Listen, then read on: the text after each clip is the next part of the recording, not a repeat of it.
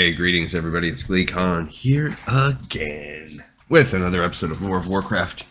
We last found out that Jaina is going to be taking, now that Arthas is turning his direction, him and the Scourge, towards Dalaran, and I guess maybe getting some magical artifacts or something. I can't, they might have said it in our interlude, and I was more, I don't know, to me it was more talking about the Burning Legion being behind everything than why they're going to go to Dalaran next, but I might have missed it. So stay a while and listen to this one. It's called Under the Burning Sky. And I think maybe it's going to touch on the same things in our interlude. Let's see. En route to Dalaran, Kel'Thuzad confided in Arthas Menethil and revealed some of the Lich King's plan to rebel against the Legion. That is what we saw in the interlude. He told the Death Knight that the demons were not to be trusted. They viewed the Scourge as disposable weapons, something to cast away once Azeroth was in the Legion's hands. Kel'Thuzad did not tell Arthas when this rebellion against the demons might occur, or how it would unfold, but he warned him to be ready for it. And Arthas would be. Even before Kel'Thuzad's revelation, he had distrusted the Dreadlords. The demons were always following him, always watching him.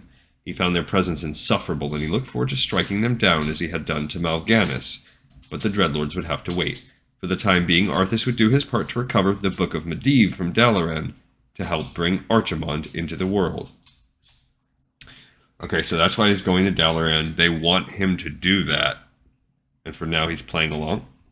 In Dalaran, Arthas and the Scourge met resistance every bit as formidable as that of Lordaeron or Quel'Thalas, perhaps even more so. Oh, gosh. I'm worried about those levels coming up. The city's Magi battered the undead with barrage after barrage of arcane energy, wreaking havoc on the invaders.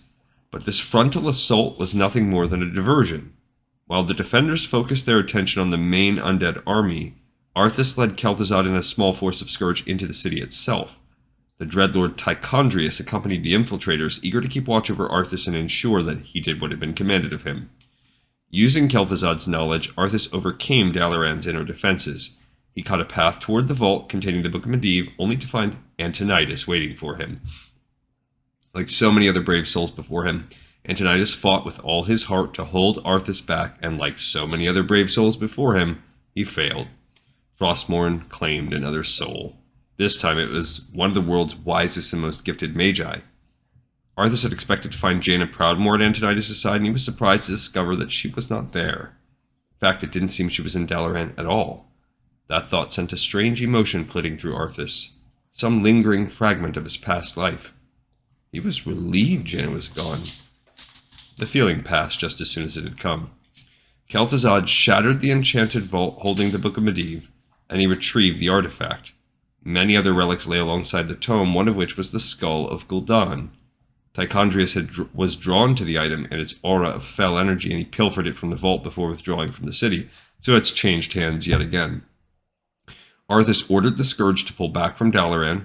He had what he needed. Archimonde and his demons were waiting. As Kel'Thuzad prepared to open the way for the Legion, he marveled at Medivh's spellbook. The Lich had never seen the tome before. It was one of the most closely guarded artifacts in Dalaran, and even he hadn't had permission to touch it. Now Kel'Thuzad understood why. The book contained an extraordinary amount of power and knowledge. Kel'Thuzad drew on all of it, weaving a spell greater than anything he had been capable of in life.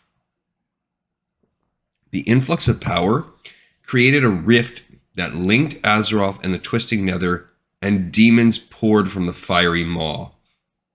The first to arrive were the bestial fellhounds and mindless constructs called infernals. They were followed by even greater demons such as Manaroth and the battle-hardened Doomlord named Kazak. Then came the towering form of Archimonde. After more than 10,000 years, the Demon Lord stood on Azeroth again. Archimonde immediately turned his ire on Dalaran. If left alone, the Magi would remain a constant thorn in the Legion's side. Archimonde wouldn't allow that to happen. He gathered the latent energies permeating Dalaran and wove a spell to bring the city toppling down. One after another, its glittering spires cracked and crumbled into the rubble. The Demon Lord then transferred control of the Scourge to the Dreadlords.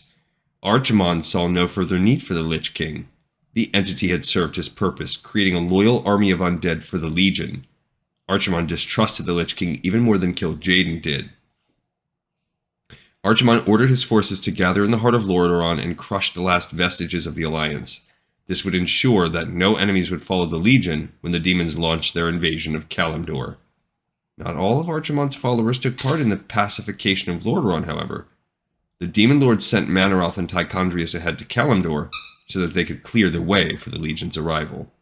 Well, this ending of this is bad. So with the undead winning, they bring the Burning Legion, and essentially the Eastern Kingdoms are just rocked. I guess the only thing that... I don't even know what you could say saved them. I mean, I guess that kind of explains why Dalaran is sort of destroyed. But it doesn't completely explain why there's one that exists in Northrend. I'm curious as to see how that happens. Alright, so that takes us up to the end of this, and that's basically the entire rest of the Undead campaign. So we'll get to finish that on our Let's Plays over the next few episodes before we switch over. And I think it's Orcs, or whatever, the Horde, whatever you want to call it. Basically Orcs. I think it's the Orc/Troll campaign next. And maybe some Tauren involved. So the Horde, we'll call it the Horde. And then I think it wraps up the Night Elves.